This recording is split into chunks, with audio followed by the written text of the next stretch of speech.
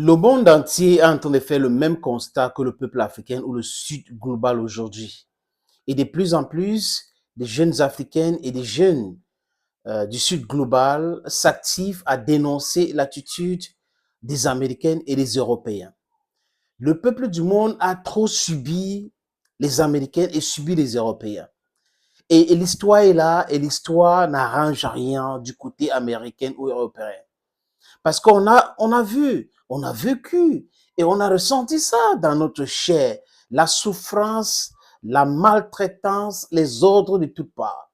Les amis, je me suis posé ces mêmes questions. Au nom de quoi les Américains nous disent ce qui est bon pour nous et ce qui est bon pour eux? Au nom de quoi les Européens nous disent ce qui est bon pour eux, ce qui est bon pour nous? Au nom de quoi, de façon systématique, they erased our culture, erased our religion, imposed theirs. Au nom de quoi? Au nom de quoi les Américains peuvent penser leur politique intérieure et extérieure, économique ou politique tout court? On parle là de la diplomatie. Au nom de quoi la France ou les Européens peuvent penser leur politique intérieure et extérieure? Et quand ça concerne l'Afrique ou les autres pays, en Asie ou en Amérique latine, ils imposent tout. Le droit international ici, les règles établies là-bas. Quand ils savent eux-mêmes qu'ils ont piétiné le droit dit international, qu'est-ce qu'ils font les amis? Ils nous parlent des règles établies. Donc, ils suivent sur les choses qui les arrangent. Et ils pensent que le monde entier on doit rester là sur place en disant oui, tonton Amérique a parlé, tonton Amérique, oh, tonton ou maman Europe a parlé, le vieux continent. Non, ce n'est pas comme ça se passe. Le peuple veut la libération, le peuple veut l'épanouissement et le peuple du monde savent qu'ils sont riches mentalement, avec le sous-sol, avec tout. Et nous tous, nous avons compris que cette Amérique-là, cette Europe-là, qui impose ses valeurs à tout le monde, n'est pas un bon exemple. Vous avez des choses que vous avez décidé d'accepter chez vous. Et qu'est-ce que vous faites? Vous exportez ces choses. Pas en convainquant les gars, mais en imposant même avec la brutalité. Les avertissements, les sanctions. Je prends un exemple. Le Mali achète les armes en Russie. Il est sanctionné par la France. Le Burkina Faso traite avec les Russes et les Chinois. Les Américains les sanctionnent. Les Centrafricaines traitent avec les Russes, les Américaines les menacent des sanctions.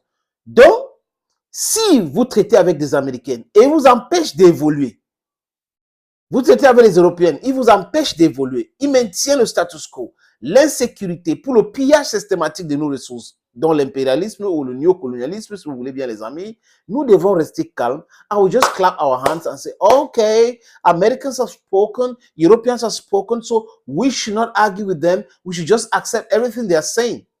It's a serious problem.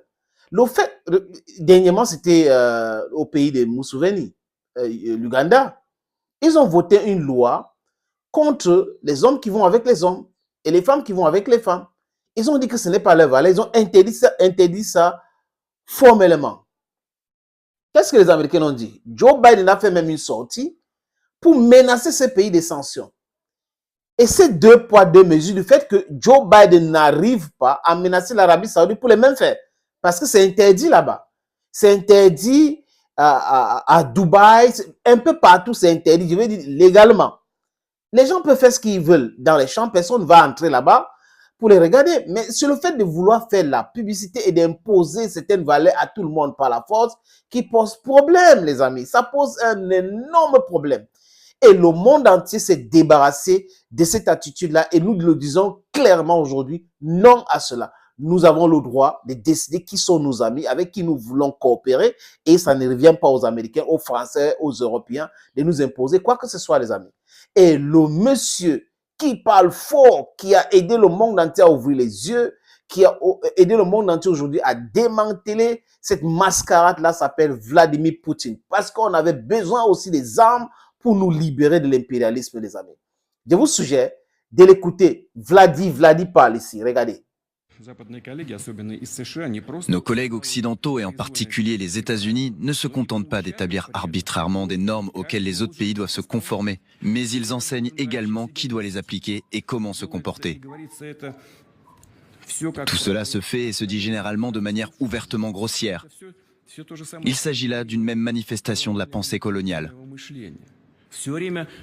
Nous entendons sans cesse « vous devez, vous êtes obligés, nous vous mettons sérieusement en garde ». Mais qui êtes-vous? De quel droit pouvez-vous avertir qui que ce soit?